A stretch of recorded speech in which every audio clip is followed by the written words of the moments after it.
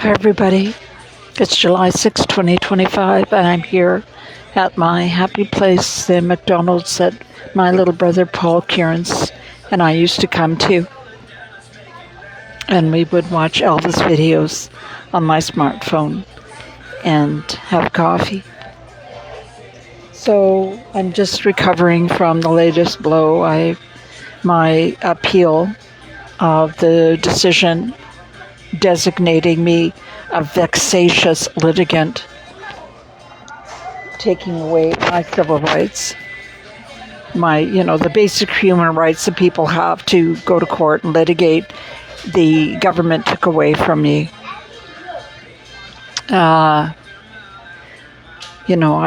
It's quite a blow. I wasn't expecting hearts and flowers, but the Court of Appeal invited me to appeal the decision. So my little brother Paul Kierans, 64, with Down syndrome, we had our visits. I had an agreement with the government that I could visit with him twice a week for an hour at his group home and for 5 hours at my home on Saturday.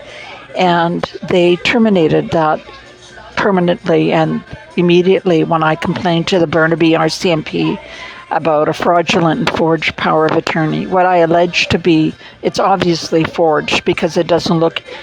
I've known Paul for 64 years. I taught him to print the only word he could print or read, and that's his first name, Paul. And he's never gotten it right. It's always wrong in a multitude of different ways, with letters in the wrong order or repeated or upside down. But amazingly, on this power of attorney, for the first time in 64 years, it was printed perfectly, except for it had two A's. So it was P-A-A-U-L. In his life, he has never printed it perfectly like that. So what I believe happened is they never took him to a lawyer or a notary. The government just had the low-level caregivers at the group home witness his signature. And what I believe they did is either they just forged it outright or they guided his hand to make him seem more intellectually capable than he is. An intellectually incapable person. He was only functioning at the level of a 15-month-old baby. Cannot grant a power of attorney or appoint a representative. So they wanted, with his normal upside down, backwards, and crazy signature, it would never have been accepted as a power of attorneys. So it was a fraud and a forgery, and they took away all of his rights.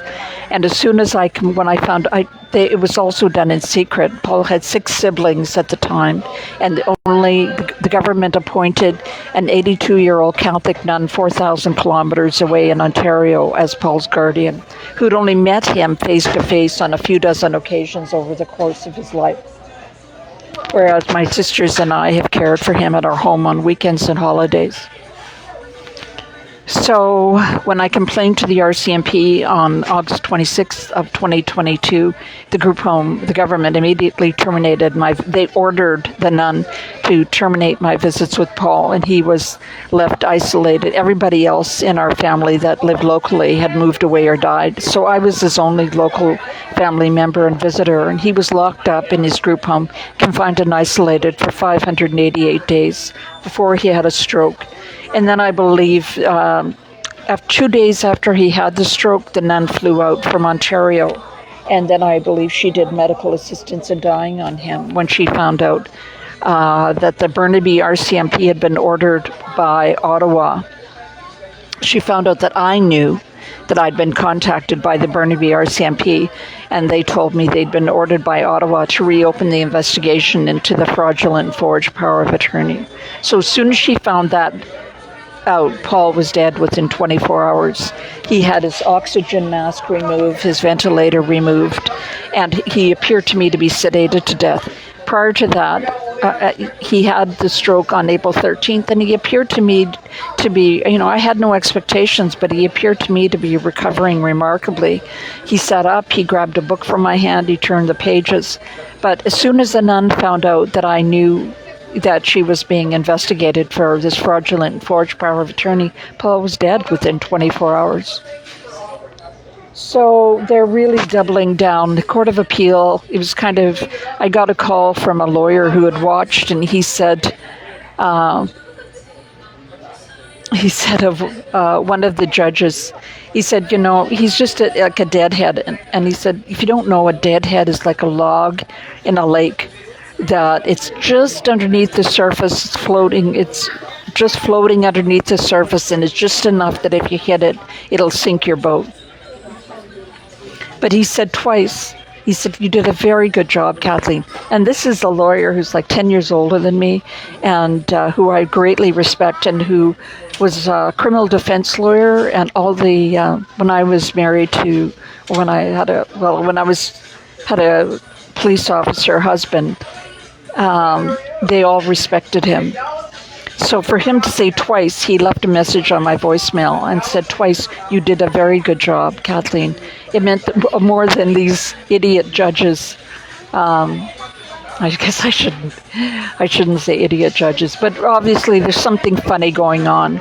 For Paul to be locked away by the government for 588 days, and then after he dies, for them to bring on an application to have me declared a vexatious litigant. And my sister's lawyer, she had 3 law firms working for her. I estimate they spent $1.5 million,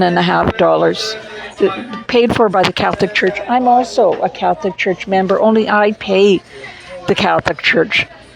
I contribute to the collection plate every Sunday. And the Catholic Church wrote me a letter of support to be Paul's guardian. And yet they paid the Catholic nuns. It's just because it's a dirty scandal. If they had admitted right off the bat that they didn't mean to do a fraudulent forged fraudulent forged power of attorney, that it was, it was just something they do. They just didn't know any better, or they didn't have the money for a lawyer or whatever. No harm, no foul. But once they do something bad, these government types, they double down. But sooner or later, they lose. I just saw a post from a friend of mine on Facebook, a longtime Facebook friend from Atlanta, Georgia. And she said,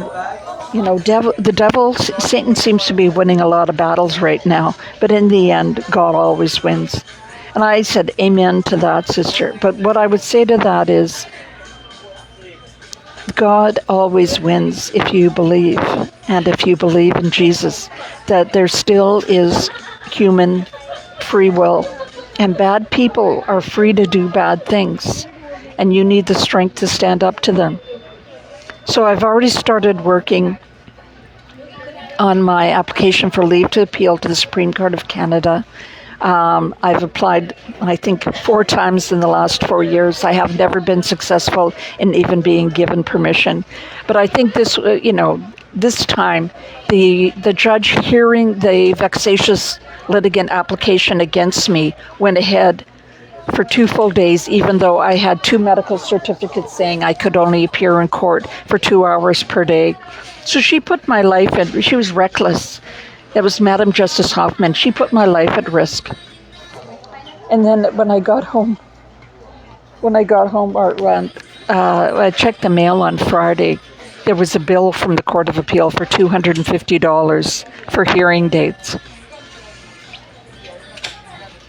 which was sort of the capper. They invited me to appeal the decision, and a friend of mine said, well, they just invited you so they could lock down the decision against you.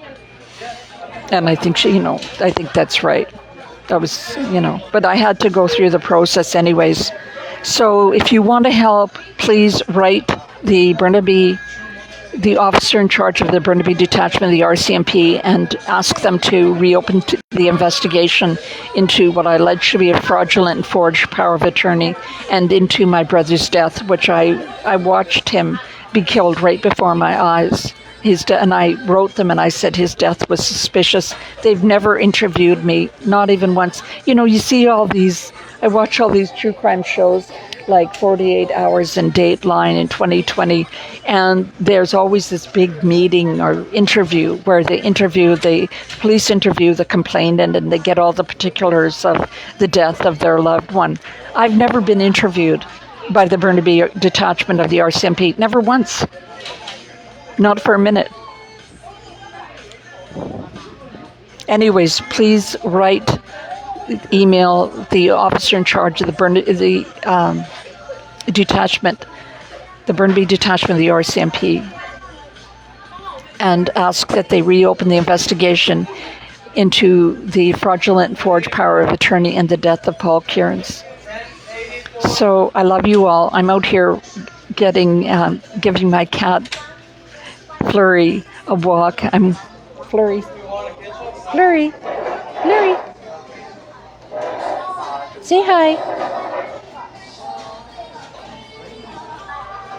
Poor Flurry. He hates a leash, so I walk him in a carrier, in a little stroller. Anyways, I love you all. Thank you. I don't know what I would do if I didn't have this outlet of being able to share this journey with you guys. I love you all. Take care.